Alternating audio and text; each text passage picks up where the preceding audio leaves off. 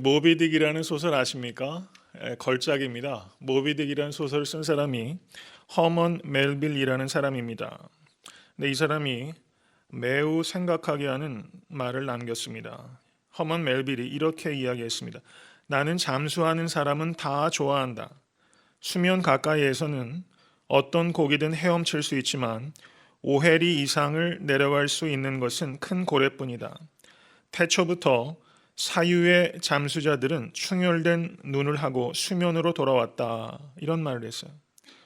이 허먼 멜빌이라는 유명한 소설가는 사유의 잠수자들, 참 멋진 말입니다. 사유의 잠수자들에 대해서 이렇게 예찬했습니다. 그래서 이 허먼 멜빌이 그렇게 고래에 대해서 글쓰기를 좋아했는가 보다라고 생각을 했습니다. 가장 오래 잠수하는 고래가 바로 향유고래라고 합니다. 향유고래. 아마 동물의 왕국이나 그 내셔널 지오그래피 같은 것을 통해서 그림은 많이 보셨을 것이라 생각이 됩니다.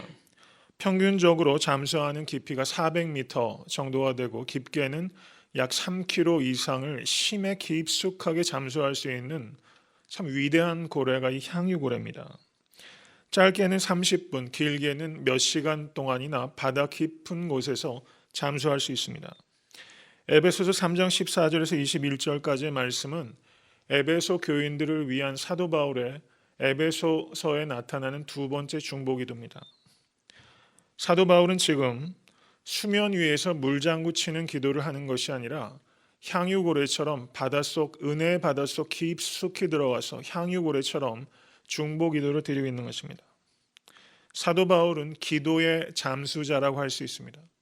기도의 향유고래, 바로 그 사람이 오늘 본문에 기도하고 있는 사도 바울이라는 것입니다. 에베소서는 성도님들께서 아시는 대로 사도 바울의 여러 서신 중에 교회론에 있어서 가장 중요한 그런 가르침을 주고 있는 본문이라고 할 수 있습니다. 그래서인지 사도 바울은 이 에베소서에서 가장 많이 기도의 말들을 쏟아내고 있습니다. 먼저 1장 15절에서 23절은 이렇게 말씀합니다. 한번 같이 읽어보면 좋겠습니다. 1장 15절에서 23절. 얼마나 큰 기도인지 모릅니다. 기도문을 읽기만 해도 막 전율이 느껴지는 것 같아요. 제가 조금 전에 오늘 본문 신현웅 목사님께서 읽으실 때도 앉아있는데 막 짜릿하더라고요. 여러분 1장 15절 23절 말씀 위대한 기도입니다. 같이 한번 읽겠습니다. 이를 인하여 주 예수 안에서 너희 믿음과 모든 성도를 향한 사랑을 나도 듣고 너희를 인하여 감사하기를 마지 아니하고 내가 기도할 때 너희를 말하노라.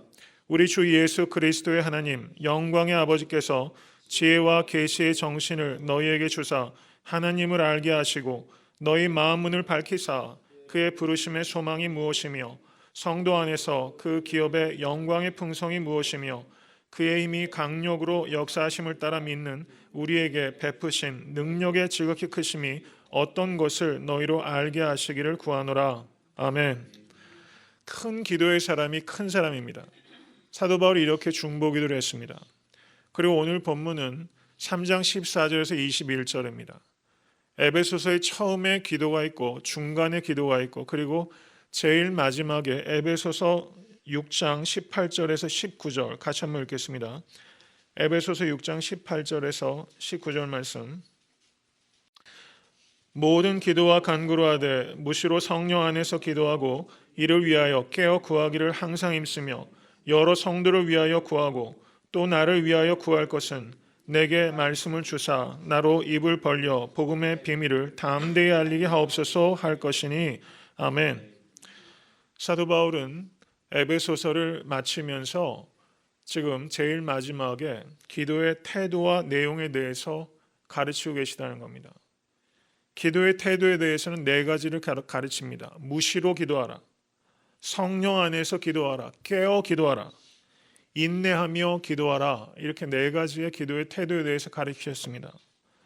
그리고 두 가지를 위해서 기도하라고 말씀했는데 그것은 여러 성도를 위해서 기도하라. 그리고 나를 위해서 기도하라. 사도 바울이 그렇게 말했습니다. 위대한 사도가 자신을 위해서 기도해 달라고 겸손하게 구하고 있다는 겁니다. 왜 그렇습니까? 사도 바울은 기도의 능력을 믿기 때문입니다. 사도 바울이 자신을 위해서 기도해 달라고 했을 때 그 기도의 내용은 두 가지입니다. 하나님께서 나에게 말씀을 주시도록 기도해 주십시오. 그리고 그 주신 말씀을 담대하게 전할 수 있도록 기도해 주십시오. 사도 바울이 쓴 서신서가 얼마나 많습니까? 신약 성경에서 사도 바울이 찾아가고 있는 비용은 엄청납니다. 그런데 사도 바울은 말씀을 전할 때마다 말씀을 하나님께서 나에게 주시도록 기도해 달라고 요청하는 사람이었다는 겁니다. 복음의 내용을 저에게 주시옵소서, 이렇게 성도들에게 기도를 부탁하고 있는 것입니다. 그리고 복음을 담대하게 전할 수 있도록 기도해 달라는 겁니다. 하나는 복음의 내용을 위해서, 하나는 복음의 담대함을 위해서 사도 바울이 기도를 요청하고 있다는 사실입니다. 명확성은 있는데 용기가 없으면 확신을 결코 줄 수가 없습니다. 용기는 있는데 명확성이 없으면 내용이 없는 것입니다. 사도 바울은 여기에서 복음의 명확성과 복음의 용기를 위해서 간구하고 있다는 사실입니다. 성도님들, 현대 교회는 심각한 위기와 도전 가운데 직면하고 있습니다. 저는 그 가장 큰 원인은 목회자가 흔들리고 있기 때문이라고 생각합니다. 목회자들을 위해서 기도하는 책임을 다 감당하실 수 있게 간절히 축원합니다. 성도님들께서 저에게 주실 수 있는 최고의 사랑은 바로 복음의 명확성과 복음의 담대함을 가지고 안선홍 목사가 죽는 날까지 주의 길을 감당할 수 있도록 인도해 주시옵소서. 저를 위해서 기도할 때 그것을 위해서 기도해 주시기 바랍니다. 그리고 우리 교회 신목사님 위해서 기도하실 때, 그리고 이 땅에 있는 많은 교육자들 위해 기도하실 때, 이 두 가지가 목회자를 위해서 기도해야 될 내용입니다. 복음의 명확성과 복음의 담대함을 가지고 마지막까지 경주할 수 있도록 그렇게 기도해 주실 것을 부탁드립니다. 교회론의 정수라고 할 수 있는 에베소서에서 이렇게 1장과 3장과 6장에서 사도 바울은 실제 기도했고, 그리고 기도의 태도와 내용에 대해서 가르쳤습니다. 이것은 우리에게 매우 중요한 것을 가르쳐 주는 겁니다. 교회는 기도로 시작해야 된다는 겁니다. 그리고 교회는 기도로 유지되어야 된다는 것입니다. 그리고 교회는 기도로 맞춰야만 교회라는 것을 사도 바울이 기도에 대한 가르침을 1장과 3장과 6장에 주시고 있는 이유입니다. 우리 애틀랜타 섬기는 교회는 기도 위에 서야 되는 것입니다. 기도로 세우는 교회가 될 수 있게 될 간절히 바랍니다. 여러분, 우리가 이민 생활 오래 하면요, 한국말도 잘못하고 영어도 잘못한다는 얘기 참 많이 듣습니다. 여러분은 어떠세요? 여러 성도님들의 모국어는 어느 말입니까? 한국말입니까? 영어입니까? 성도의 모국어는 기도입니다. 우리의 모국어가 예상에서 좀 벗어난 답변을 드렸죠. 성도의 모국어는 기도라는 것입니다. 기도. 우리의 모국어에 우리가 얼마나 친숙하고 잘하고 있는가. 기도를 해야 된다는 당위성은 아는데 왜 우리는 이렇게 기도를 못하는가? 기도를 잘하고 있다고 생각하는 성도는 거의 없고, 목회자들조차도 기도에 성공하고 있다고 생각하는 목회자는 정말 손에 꼽을 거라고 생각해요. 기도가 제일 어렵습니다. 제일 어렵고 제일 가까운 길이면서 가장 어려운 길이 기도라는 것입니다. 바울은 늘상 기도하던 사람입니다. 바울은 기도할 때뿐만 아니라 평소의 생활 속에서도 항상 하나님 앞에 있던 사람입니다. 바울이 얼마만큼 기도에 깊이 들어갔는가 하면 자기가 기도하고 있다는 것을 잊어버릴 만큼 기도했던 사람입니다. 여러분, 몸에 완전히 붙어버리면 내가 지금 무엇을 하고 있는지조차도 망각합니다. 사도 바울은 자기가 기도하면서조차 자기가 기도하고 있다는 것을 잊을 만큼 그렇게 기도했던 사람입니다. 에베소서를 보시면 실제 기도했던 1장과 3장의 내용뿐만 아니라 다른 모든 내용들도 기도처럼 들릴 정도로 사도 바울은 그 입에서 쏟아내는 모든 말들이 기도의 언어라는 것을 우리가 배우게 될 수 있게 간절히 바랍니다. 성도님들께서 기도의 골방에서 드리는 언어로 드리는 기도뿐만 아니라 성도님의 삶 전체가 기도의 언어가 돼서 하늘 보좌에 올려질 수 있는 그런 기도의 사람 될 수 있게 되기를 간절히 바랍니다. 빌립보 교인들 가운데서도 파산한 사람이 있었을 것이고, 병든 사람이 있었을 것이고, 낙심한 사람이 있었을 것이고, 상처받은 사람, 핍박받는 사람들이 부지기수였을 겁니다. 현대 오늘날 같이 의학이 발달한 시대에도 얼마나 병든 사람들이 많습니까? 병든 성도들이 참 많습니다. 2000년 전에 그 당시에 사람들이 얼마나 병든 사람이 많았겠어요. 제가 드린 말씀은 빌립보 교회에도 지금 긴박한 기도의 제목들이 많이 있다는 사실입니다. 그런데 기도의 사유자 바울은 수면에 있는 문제들을 가지고 기도하는 것을 택하기 전에 바다 깊숙이 은혜의 바다 속으로 들어와서 그 모든 문제들을 성도들께서 수면에서 허우적거리는 그 문제들을 다 이길 수 있는 가장 본질적인 기도의 제목들을 가지고 지금 기도하고 있다는 사실입니다. 이 기도가 모든 문제를 이길 수 있는 가장 근원적인 기도이기 때문에 사도 바울이 이렇게 기도하고 있다는 거예요. 이 기도를 우리가 배울 수 있어야만 되는 것입니다. 이런 기도를 드릴 때 성도들께서 물 위로 세차게 솟구쳐 오를 수 있다는 것을 사도 바울이 알고 있기 때문에 여러 가지 현안의 문제들이 직면한 다급한 문제들이 있음에도 불구하고 사도 바울은 고래처럼 깊숙이 들어와서 기도하기로 택하고 있다는 사실입니다. 이런 기도가 얼마나 멋진 기도입니까? 이 기도를 저와 여러분이 배울 수 있게 될 간절히 바랍니다. 기도가 어떻게 시작합니까? 14절 말씀을 다시 보시기 바랍니다. 이러함으로 내가 하늘과 땅에 있는 각 족속에게 이름을 주신 아버지 앞에 무릎을 꿇고 비노니라고 말하고 있습니다. 기도의 서론입니다. 기도의 태도입니다. 하늘과 땅에 있는 각 족속에게 이름을 주신 아버지 앞에 무릎을 꿇고 비노니. 한번 이 말을 깊이 묵상해 보실 수 있기를 바랍니다. 어떻게 기도해야 되는가 하는 것을 아는 것보다 더 중요한 것은 우리가 누구에게 기도하는가 하는 것을 아는 것입니다. 하나님께서 온 천하 만물에 이름을 주셨다는 것을 믿으실 수 있게 간절히 바랍니다. 이름을 주셨다는 것은 하나님께서 모든 천하 만물의 목적과 계획을 주셨다는 것을 의미하는 것입니다. 성도님들 한 분 한 분에 대해서 하나님께서 계획과 목적이 있다는 것을 믿으실 수 있게 간절히 축원합니다. 어떤 사람은 세상에서 성공한 사람이라고 합니까? 세상 경쟁에서 이긴 사람은 성공한 사람이라고 합니다. 그렇지만 하나님 나라에서 성공한 사람은 어떤 사람입니까? 그 사람은 하나님의 계획과 목적을 이룬 사람을 성공한 사람이라고 하는 것입니다. 진정으로 성공한다는 것은 그런 의미입니다. 하나님의 계획과 목적을 이루는 성도님 되실 수 있게 간절히 축원합니다. 하나님께서 하늘에 계시다는 뜻은 하나님께서는 우리의 문제를 해결해 주실 수 있는 전능의 하나님이시라는 것을 말하는 것입니다. 하나님께서 아버지시라는 것은 하나님께서 우리의 문제를 해결하시기 원하시는 사랑의 하나님이시라는 것을 의미하는 것입니다. 하늘의 하나님 아버지라는 것은 곧 우리의 문제를 해결하실 수 있는 능력과 우리의 문제를 해결하시기 원하시는 사랑이 있다는 하나님을 말하는 매우 중요한 호칭이라는 사실입니다. 하늘에 계시기 때문에 우리는 하나님 앞에 겸손하게 나가는 것이며 아버지이기 때문에 우리는 담대하게 나가게 되는 것입니다. 그러므로 성도님들의 기도의 태도는 이 담대함과 겸손함을 겸비하여 나가는 것입니다. 그렇게 기도하실 수 있게 간절히 바랍니다. 그리고 사도 바울이 여기에서 무릎을 꿇고 기도했다고 말하고 있습니다. 바리새인들은 기도할 때 서서 기도합니다. 일반적인 유대인의 기도의 모습은 서서 기도하는 것입니다. 근데 무릎을 꿇으시면 어떻게 됩니까? 무릎을 꿇으면 그만큼 행동이 제한을 받습니다. 자유롭지 못합니다.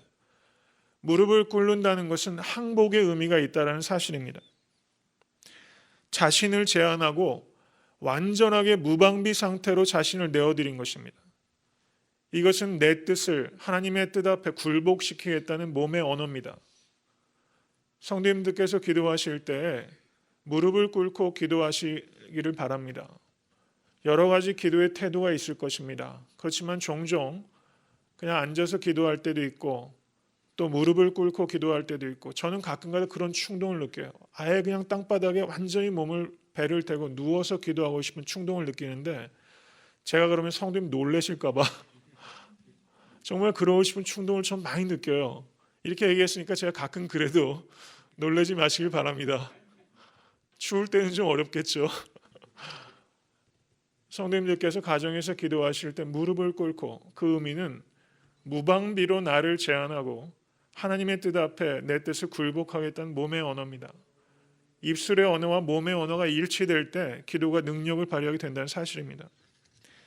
이것은 사도 바울이 그만큼 간절하고 절박하게 기도하고 있다는 뜻입니다.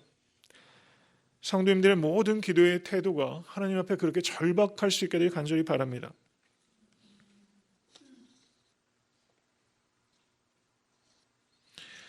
사도 바울께서 이제 기도를 시작하는 것입니다. 16절부터 19절까지는 기도의 내용을 말하고 있습니다. 기도의 내용은 4가지입니다. 이것을 반드시 기억하셔야 됩니다. 그리고 이렇게 기도하실 때 기도의 사유자가 되는 것입니다. 첫 번째 사도 바울이 기도했던 것은 강건함입니다. 16절부터 17절 상반절에 사도 바울이 이렇게 기도했습니다. 그 영광의 풍성을 따라 그의 성령으로 말미암아 너희 속 사람을 능력으로 강건하게 하옵시며 믿음으로 말미암아 그리스도께서 너희 마음에 계시게 하옵시고. 아멘. 이것은 강건함에 대한 기도입니다. 오직 성령님만이 성도님들의 속 사람을 강건케 하실 수 있음을 믿으시길 간절히 축원합니다. 성령께서 우리의 속 사람을 강건케 하시는 것과 그리스도께서 우리 안에 내주하신다는 것은 같은 의미입니다. 같은 경험을 서로 다른 말로 표현한 것입니다. 성령님의 강건케 하심과 그리스도의 내주하심은 동일한 사건이라는 것입니다.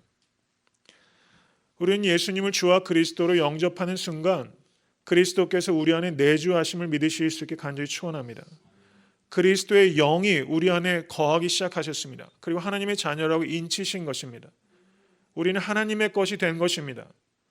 그럼 여기에서 하나님의 내주하심을 구한다는 것은 논리적으로 모순되는 것처럼 느낄 수 있습니다. 이미 내주하신 하나님 예수님을 어떻게 또 내주하라고 기도할 수 있는가?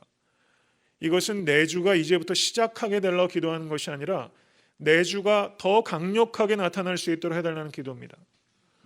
이것은 예수 그리스도의 다스리심을 위한 기도입니다. 사람은 어떨 때 강건해집니까? 예수 그리스도께서 나를 다스리실 때 그 사람은 강건해지는 것입니다. 이런 강건함을 간구하실 수 있게 되기를 간절히 축원합니다. 여기에서 예수 그리스도께서 계신다라고 번역되고 있는 단어가 성경 원어로 카토이케오입니다. 카토이케오. 제가 굳이 성경 원어를 말씀드리는 이유는 근거를 가지고 말씀드린다는 것을 제가 말씀을 드리는 거예요. 이 카토이케오란 단어는 어떤 뜻이냐면 우리가 여행을 가게 되면요, 며칠 어느 호텔에 묵죠. 임시적으로 거주하는 것도 거하는 것입니다. 그런데 그렇게 거하는 것을 카토이케어라고 말하잖아요. 영구적으로 거할 때 그것을 카토이케어라고 말합니다. 지금 사도 바울이 빌립보 교인들을 위해서 구하는 것은 예수 그리스도께서 너희의 영혼과 그 마음 속에 영원히 카토이케어 하시기를 내가 구하노라, 이렇게 사도 바울이 말하고 있다는 사실이에요. 예수 그리스도께서는 성도님들의 마음 속에 내일이면 떠나버릴 여행객처럼 거주하는 것이 아니라 영원히 성도님들의 마음속에서 영구히 거하시는 예수 그리스도이십니다. 그분께서 거하실 뿐만 아니라 성도님들의 전부를 다스리실 수 있도록 내어드리실 수 있게 간절히 축원합니다. 우리 주님은 누구입니까? 우리가 예수님을 주와 그리스도라고 고백합니다. 그리스도란 뜻은 기름 부은 받은 왕으로서 우리의 구세주라는 의미입니다.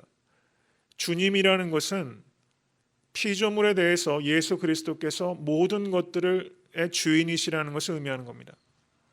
하나님의 아들이란 말과 동일한 뜻입니다. 하나님의 아들이라는 뜻은 예수님께서 하나님과의 관계 속에서 하나님의 아들이라는 것이고, 예수님께서 모든 피조물과의 관계 속에서의 신성을 나타내는 말씀은 주입니다. 그러므로 주와 하나님의 아들은 동일한 의미를 나타내는 것이고, 예수님께서 신성을 가지고 계시는 하나님의 아들이시라는 것을 증거한다는 것입니다. 예수 그리스도께서 완벽한 인간이시며 완벽한 하나님이시라는 것을 믿으실 수 있게 간절히 축원합니다. 그러므로 예수님을 우리가 영접해 드린다는 것은 1차적으로 예수님을 우리의 위로자로 영접하는 것이 아니라 우리의 주인으로 영접하는 것입니다. 복음이 변질되고 있는 것은 예수님을 위로자로만 격화시키고 있기 때문입니다. 예수님을 우리를 위로하시지만 가장 중요한 본질은 예수님께서 우리의 주인이 되시는 것입니다. 예수님께서 우리의 삶 속의 주인이 되실 때 우리는 위로를 얻고 승리하게 되는 것입니다. 사도 바울은 바로 이렇게 성부 하나님께 성령님으로 말미암아 성자 그리스도께서 빌립보 교인들의 마음속에 영원히 거하시고 다스리셔서 강건케 하시기를 기도한 것이 첫 번째 기도 제목이라는 사실입니다. 사도 바울이 자신의 마음속에서 다스리시는 주님에 대해서 이렇게 고백했습니다. 내가 그리스도와 함께 십자가에 못 박혔나니 그런즉 이제는 내가 산 것이 아니요 오직 내 안에 그리스도께서 사신 것이라. 이제 내가 육체 가운데 사는 것은 나를 사랑하사 나를 위하여 자기 몸을 버리신 하나님의 아들을 믿는 믿음 안에서 사는 것이라. 이렇게 말했어요. 이제 내가 사는 것이 아니요 오직 그리스도께서 사신 것이라. 완전히 내 안에 내주하시는 그리스도께서 사시는 것이 바로 사도 바울의 정체성이 되어 있다는 사실입니다. 여러분, 나는 누구입니까? 내 안에 사시는 예수 그리스도가 나의 정체성이라는 것을 믿으실 수 있게 간절히 축원합니다. 그것을 믿을 때 성도들은 강건해집니다. 성도들도 병듭니다. 성도들도 실패할 수 있습니다. 성도들도 낙심할 수 있습니다. 성도들도 파산하여 집을 잃어버릴 수 있습니다. 사업에 실패하여 문을 닫을 수 있습니다. 성도들도 상급학교에 원하는 학교에 진학하지 못할 수 있고 원하는 직장에 취직하지 못할 수 있습니다. 그러나 성도들은 어떤 상황에서도 강건함을 이룰 수 없습니다. 이것을 믿으실 수 있게 간절히 축원합니다. 성도님들의 어떤 삶의 조건도 강건함을 잃게 하는 조건이 될 수 없다는 사실, 이것을 믿으실 수 있게 간절히 바랍니다. 겉사람은 후패하나 우리의 속은 날로 새롭도다. 우리의 잠시경은 환난에 경한 것이 우리에게 지극히 크고 영원한 중한 것을 우리에게 이루게 함이니 우리의 돌아보는 것은 보이는 것이 아니요 보이지 않는 것이니 보이는 것은 잠깐이요 보이지 않는 것은 영원함이로다. 우리가 보이는 것을 바라보면 사람들은 약해집니다. 그러나 보이지 않는 하나님, 성령님, 예수님, 삼위일체 하나님께 우리의 시선을 온전히 고정시키면 성도는 강건합니다. 이런 강건함 얻으실 수 있게 간절히 축원합니다. 사도 바울이 기도한 두 번째 기도의 초점은 17절 하반절입니다. 너희가 사랑 가운데서 뿌리가 박히고 터가 굳어지기를 구하노라 라는 것입니다. 하나님은 사랑이십니다. 예수님께서는 요한복음 13장 33절 34절에 새 계명을 너희에게 주노니 서로 사랑하라. 내가 너희를 사랑한 것 같이 너희도 서로 사랑하라. 너희가 서로 사랑하면 이로써 너희가 내 제자인 줄 알리라. 주님께서 말씀하셨습니다. 성령의 9가지 열매 중에서 제일 첫 번째 열매는 무엇입니까? 사랑입니다. 사랑과 희락과 화평과 오래 참음과 자비와 양성과 충성과 온유와 절제니 이 같은 것을 금지할 법이 없다고 말씀하셨습니다. 성령의 9가지 열매 중에서 제일 첫 번째 열매가 사랑이라는 것입니다. 고린도전서 13장은 사랑이 없으면 어떠한 영적인 은사도 nothing, meaningless, 아무것도 아니고 아무 의미도 없고 아무 가치도 갖지 못한다고 말씀하고 있다는 사실입니다. 로마서 13장 8절은 남을 사랑하는 자는 율법을 다 이루었느니라 라고 말씀하고 있다는 것입니다. 사랑하지 못하면 그 믿음은 아무 가치가 없다는 것을 성경은 이토록 구구절절하게 강조하고 있다는 사실입니다. 오늘 본문에서 사도 바울이 기도할 때 이렇게 기도한 것입니다. 너희가 사랑 가운데서 뿌리가 박히고 터가 굳어지기를 구하노라. 뿌리와 터로 말하고 있어요. 뿌리는 식물학적으로 말한 것이고 터는 건축학적으로 말한 것입니다. 사도 바울은 뿌리가 깊어지는 사랑의 깊이를 구하고 있는 것이고 터가 굳어지는 사랑의 견고함을 구하고 있는 것입니다. 우리가 인생을 살아가면서 가장 중요한 것은 무엇입니까? 그것은 사랑의 깊이와 사랑의 견고함을 이루는 것입니다. 이것을 위해서 우리가 과연 얼마만큼 기도했습니까? 우리의 현세적인 문제를 가지고 수면 위에서 물장구를 치면서 얼마나 기도합니까?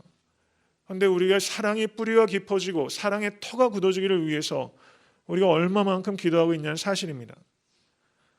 많은 사람들이 사랑을 그토록 원함에도 불구하고 사랑에 실패하는 것은 바로 사랑의 깊이와 사랑의 견고함에 대해서 절박하게 구하지 않기 때문입니다. 참 사랑이 존재하지 않는다고 말하는 사람이 많습니다. 그러나 참 사랑은 반드시 존재합니다. 그렇지만 참 사랑은 우리의 감정과 우리의 연약한 의지를 동원해서 얻을 수 있는 것이 아닙니다. 참 사랑은 오직 예수 그리스도의 사랑을 깨닫는 사람만이 할 수 있고 예수 그리스도의 참 사랑을 깨닫는 사람만이 원하게 되는 것입니다. 빌립보서 1장 8절에 사도 바울은 이렇게 말합니다. 내가 예수 그리스도의 심장으로 너희 무리를 어떻게 사모하는지 하나님이 내 증인이시니라. 사도 바울이 빌립보 교인들을 그토록 사랑할 수 있었던 것은 예수 그리스도의 심장을 가지고 있기 때문입니다. 성도님들께서 남편과 아내를 사랑하시는 것에도 내 감정과 의지로 할 수 있는 것은 지극히 짧다는 것입니다. 우리는 그걸 평생 경험했잖아요. 목회자와 성도님들을 사랑하는 것에 있어서도 그렇고 부모와 자녀 간의 사랑도 그렇고 세상의 우정도 그렇습니다. 어느 것을 우리가 믿을 수 있겠어요? 우리가 의지는 있어도 가치 있는 사랑을 우리의 힘 가지고 할 수 있는 것은 세월이 가면 갈수록 불가능하다는 것을 깨닫습니다. 언제 참사랑에 성공할 수 있는가? 그것은 그리스도의 심장으로 내 심장이 바뀔 때 가능한 것입니다. 성도님들의 심장이 그리스도의 심장이 되실 수 있게 간절히 바랍니다. 내가 너희를 사랑한 것 같이 너희도 서로 사랑하라. 여러분, 이렇게 사랑할 수 있는 사람이 누가 있겠어요? 예수님은 왜 이렇게 어려운 것만 우리에게 요청하신지 모르겠어요. 내가 너희를 사랑한 것 같이, 이게 말이나 돼요? 이게 됩니까? 그런데 어떻습니까? 주님을 사랑을 깨달으면 깨달을수록 이렇게 사랑하고 싶은 마음이 들어요. 안 되는 걸 알면서 하고 싶은 게 우리의 마음 아닙니까? 그게 성도님들의 마음이시잖아요. 내 남편과 내 아내, 내 자식들, 교회를, 성도와 목회자를, 내 동료를 정말 안 되는 걸 아는데 또 해보려고 하잖아요. 그리스도께서 사랑하신 것처럼 사랑해 보려고 하시지 않습니까? 이런 높은 수준의 사랑에 대해서 동경할 수 있도록 우리를 불러주신 하나님께 감사하실 수 있게 간절히 바랍니다. 사랑을 느끼기 원하시죠? 저도 20대 때는 사랑을 얼마나 느끼고 싶었는지 몰라요. 저는 굉장히 염세적인 사람이었습니다. 사랑을 너무 느끼고 싶어 했어요. 그런데 사랑을 느끼기 원하시면 사랑을 베푸시면 사랑을 느낄 수 있습니다. 사랑을 많이 베푸시면 사랑을 느낄 수 있어요. 교회 오시면서 어떤 성도는 똑같은 교회 오셔서 이 교회는 사랑이 많은 교회입니다 하시고 또 다른 성도님은 이 교회는 사랑이 없다고 말해요. 잘 모르겠어요. 둘 다 맞아요. 우리 교회가 어떤 교회가 될 것인가 깊이 생각해야 됩니다. 저는 교회의 힘은 사람 숫자에 있는 것이 아니라 사랑의 크기에 있다고 믿습니다. 우리 교회가 정말 사랑하기 위해서 몸부림쳐야 됩니다. 사람은 능력으로 변화되지 않습니다. 여러분, 능력 있는 목회자를 원하세요? 사랑이 풍성한 목회자를 원하세요? 정답은 둘 다 있으면 좋다는 겁니다. 그런데 저는 사랑이 능력이라고 믿습니다. 예수 그리스도의 가장 큰 기적은 무엇입니까? 그건 오병이어의 기적이에요? 아닙니다. 십자가의 기적입니다. 저는 오병이어의 기적은 이 시대에 아마 나타나지 않을 가능성이 높죠. 왜냐하면 계시적으로 이미 이루어졌기 때문입니다. 그런데 극단적인 상황에서는 하실 수도 있어요. 그렇지만 십자가의 기적은 우리 모두가 할 수 있어요. 어렵습니다. 가장 큰 기적은 바로 십자가의 기적입니다. 사랑의 기적이요, 자기를 제한하는 기적입니다. 이 기적을 성도님들의 삶 속에서 나타내실 수 있게 주님의 이름으로 간절히 축원합니다. 세 번째, 사도 바울의 기도의 초점은 지식입니다. 지식을 위해서 기도하셔야 됩니다. 알게 해달라고 기도하셔야 돼요. 왜 알게 해달라고 기도해야 됩니까? 우리의 이성으로는 알아지지 않기 때문입니다. 성령께서 빛을 비춰줘야지만 예수 그리스도의 사랑을 알 수가 있어요. 그만큼만 알아지는 겁니다. 18절과 19절 상반절을 보시기 바랍니다. 능히 모든 성도와 함께 지식에 넘치는 그리스도의 사랑을 알아 그 넓이와 길이와 높이와 깊이가 어떠함을 깨닫기를 사도 바울이 구했습니다. 지식에 넘치는 그리스도의 사랑. 멋진 말입니다. 지식에 넘치는 그리스도의 사랑. 이 말은 지식을 초월하는 그리스도의 사랑이라는 것입니다. 우리의 지식으로 그리스도의 사랑을 백날 죽었다 깨어나도 못 깨닫는다는 겁니다. 그러면 신앙은 무엇인가? 깨달을 수 없는 그리스도의 사랑을 깨닫기 위해서 추구하는 과정이 신앙입니다. 역설적입니다. 깨달을 수 없는 것을 죽을 때까지 깨닫기 위해서 가는 것이 신앙이라는 거예요. 그리스도의 사랑은 절대 우리가 다 깨닫지 못합니다. 사도 바울이 그래서 이 사랑을 깨닫게 해달라고 기도하는 것입니다. 그리스도의 사랑의 넓이와 길이와 높이와 깊이는 무슨 의미일까? 이것은 단지 문학적인 말입니까? 듣기에 좋은, sounds good, 좋은 말에 불과한 것입니까? 이것은 그리스도의 사랑은 모든 인류를 포함할 만큼 넓고 그리스도의 사랑은 영원토록 지속될 만큼 길며 그리스도의 사랑은 가장 타락한 죄인도 구원하실 수 있을 만큼 깊고 그리스도의 사랑은 바로 그 타락한 죄인을 가장 높일 만큼 높다는 뜻이 바로 여기에 있다는 것입니다. 그래서 예수님께서 십자가에 달리셨을 때 그 가로목은 땅에 깊이 박혀서 하늘을 향해 있고 그리고 가로목은 모든 사람을 품을 수 있을 만큼 팔을 벌리고 있다는 사실입니다. 이 바로 십자가에 나타난 예수 그리스도의 사랑, 이 넓이와 길이와 높이와 이 깊이를 평생토록 알아가시기 위해서 기도하실 수 있게 되길 주님으로 간절히 축원합니다. 예수 그리스도께서 하나님의 독생자로 이 땅에 오셨습니다. 그 죽기까지 하나님께서 내어주셨습니다. 왜 그렇게 하셨습니까? 누구를 위해서? 나를 위해서입니다. 정말 신앙인은요, 우리를 위해서 그렇게 했다고 이야기하지 않습니다. 나를 위해서 그렇게 했다고 만나는 사람이에요. 이 세상에서 가장 큰 기적은 무엇입니까? 나를 위해서 예수 그리스도께서 죽으셨다는 것입니다. 이 세상에서 가장 큰 깨달음은 무엇입니까? 예수 그리스도께서 나를 위해서 죽으셨다는 것을 깨닫는 거예요. 그것만 깨달으면 사실 되는 거 아닙니까? 칼 바르트라는 신학자에게 신문기자들이 물었어요. 위대한 신학자입니다. 독일의 신학자입니다. 칼 바르트에게 선생님께서 여태까지 발견한 최고의 신학은 무엇입니까? 물었을 때 칼 바르트가 예수 그리스도께서 나를 사랑하신다는 것입니다. 그렇게 말했어요. 아마 제가 그렇게 말하면 신문에 안 날 거예요. 국민학생들도 목사님 저도 그거 알아요 이럴 거예요. 칼 바르트에 그러니까 무게가 달라요. 좀 서러워요. 여러분 말에 있지 않고 그 진정성에 있는 것입니다. 여러분도 그렇게 얘기하실 수 있기를 바라요. 내 평생의 최고의 발견은 하나님께서 예수 그리스도를 내어주실 만큼 나를 사랑하신다는 사실입니다. 이것이 진부해지지 않게 되기를 바랍니다. 언제나 그 사실 앞에 떨림을 가질 수 있는 여러분과 제가 될 수 있게 간절히 축원합니다. 사람의 진정한 가치는 무엇인가? 그것은 내 소유나 내 지식이나 내 외모나 명예나 내가 갖고 있는 그 무엇으로 우리의 가치가 결정되는 것이 아니라 우리를 예수 그리스도를 내어주실 만큼 하나님께서 사랑하셨다는 사실에 나의 진정한 정체성이 있습니다. 나의 진정한 가치는 거기에 있습니다. 그것을 정말 믿으면 부끄러울 것이 없어요. 가난해지면 부끄럽습니까? 못 배웠으면 부끄럽습니까? 부끄러울 일이 없습니다. 두려울 일이 없습니다. 부러울 게 없는 것입니다. 정말 그렇게 되실 수 있게 간절히 바랍니다. 예수 그리스도께서 나를 사랑하셨다는 그 사실, 그것 하나만 붙잡으시면 우린 담대함을 얻습니다. 그리고 겸손해지는 것입니다. 그 사랑 앞에 아무것도 자랑하지 않게 됩니다. 오직 예수 그리스도의 십자가만 자랑하게 되는 것입니다. 그런 성도 되실 수 있게 간절히 축원합니다. 예수 그리스도께서 나를 위해서 죽으셨다는 사실, 그리고 주변에 계신 성도님들 한번 다시 한번 보세요.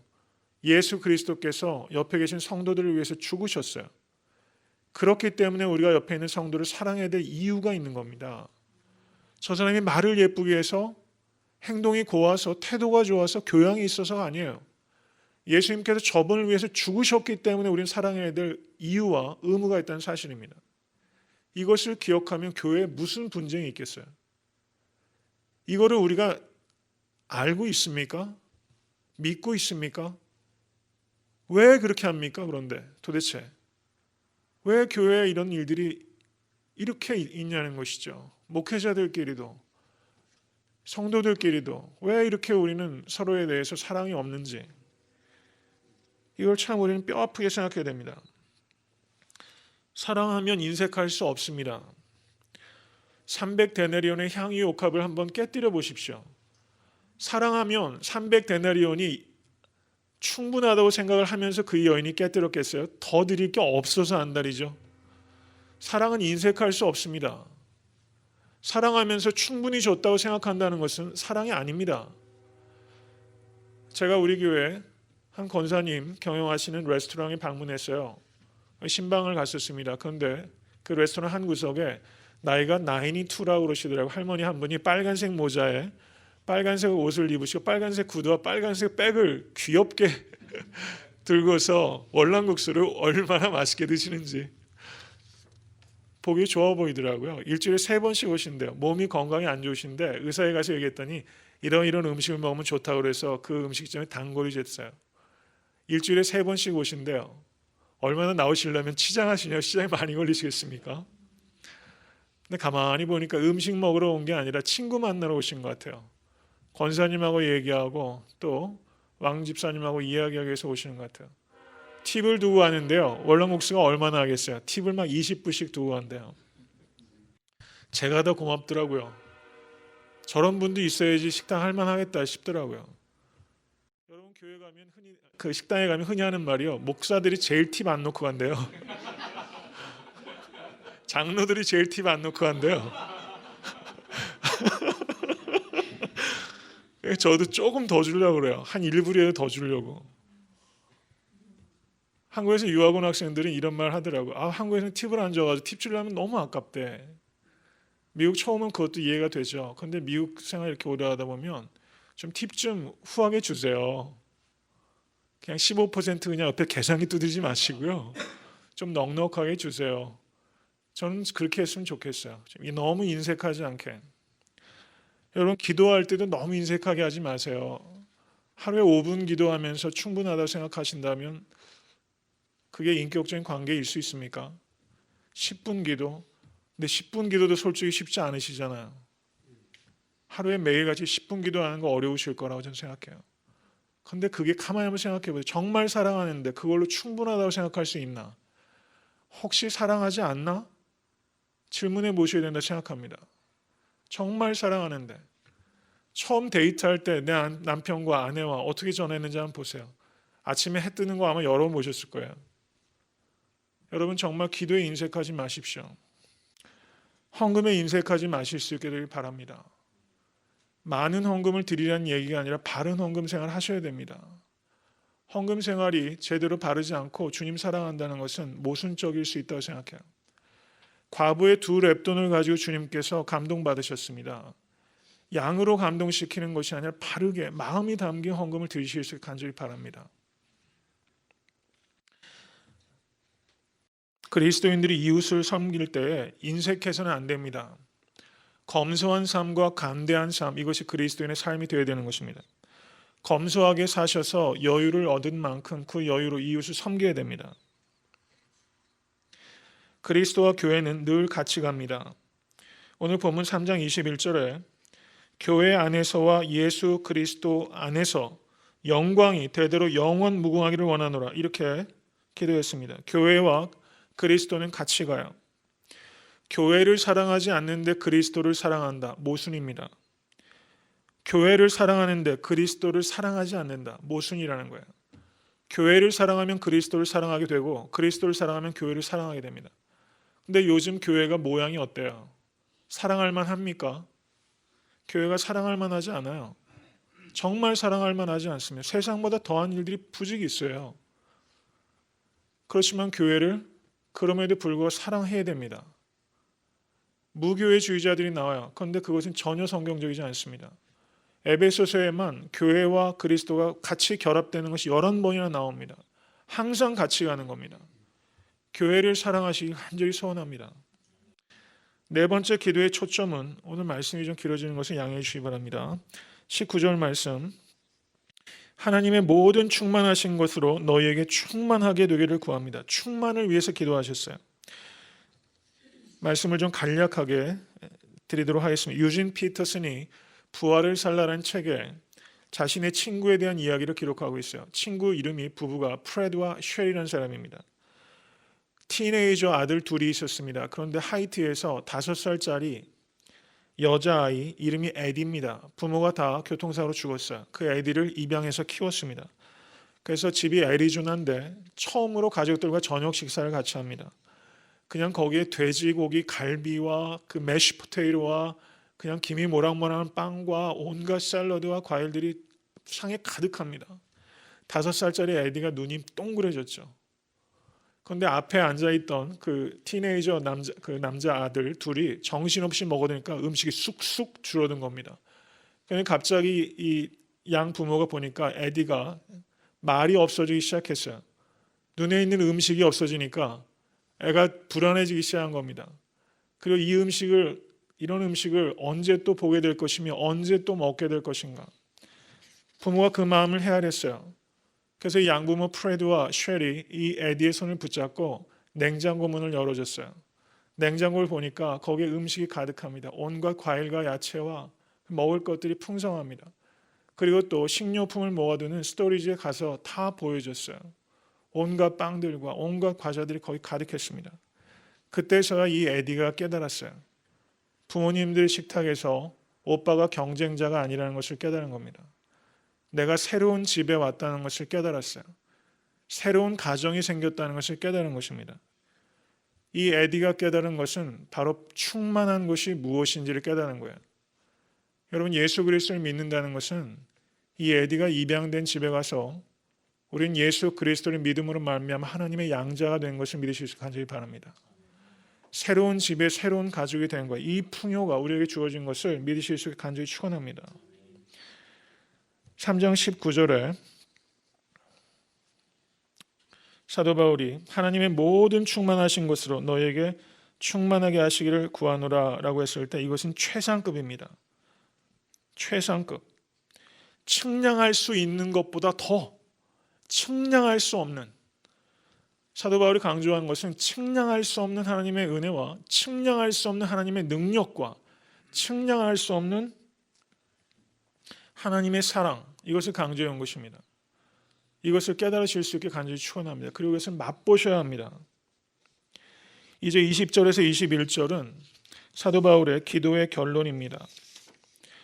사도 바울은 기도를 어떻게 시작했습니까? 하늘과 땅에 있는 각 족속에게 이름을 주신 아버지라고 말하면서 하나님을 이야기하며 기도를 시작했습니다.